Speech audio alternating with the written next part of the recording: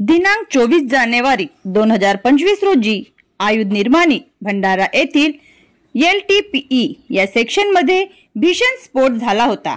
या भीषण स्फोटामध्ये बिल्डिंगमध्ये कार्यरत असलेले 14 कर्मचाऱ्यांपैकी 8 कर्मचाऱ्यांचा मृत्यू झाला तर इतर 5 कर्मचारी गंभीर जखमी झाले होते।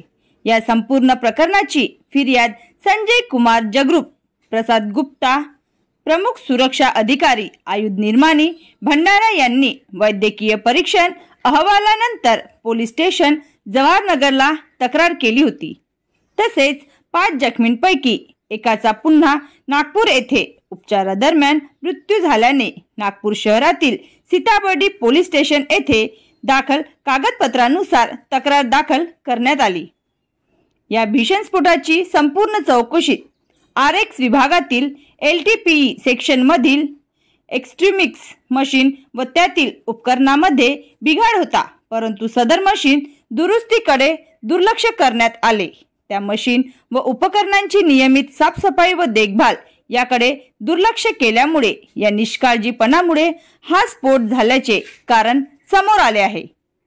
तसेच प्रशिक्षणार्थ्यांना अतिसंवेदनशील ठिकाणी असलेल्या या सेक्शनमध्ये कामाकरिता पाठवले, त्यामुळे कर्तव्यावर असलेल्या 9 कर्मचारी यांच्या मरणात तसेच इतर 4 कर्मचारी यांच्या गंभीर जखमी होण्यास आयुध निर्माणी प्रशासनाचे देवेंद्र रामदास मीना वय 49 वर्ष, सेफ्टी सेक्शन विभागीय अधिकारी आदिल शकील फारुकी वय 46 वर्ष, ज्युनियर वर्कर्स मॅनेजर मेंटेनन्स विभाग संजय सुरेश धपाटे वय 44 वर्ष, सामान्य प्रशासन विभाग आनंदराव मधुकरराव फाये वय 50 वर्ष, सेक्शन प्रभारी अधिकारी व आयुध निर्माणी जवाहरनगर व्यवस्थापनातील इतर अधिकारी हे कारणीभूत असल्याचे निष्पन्न झाले आहे।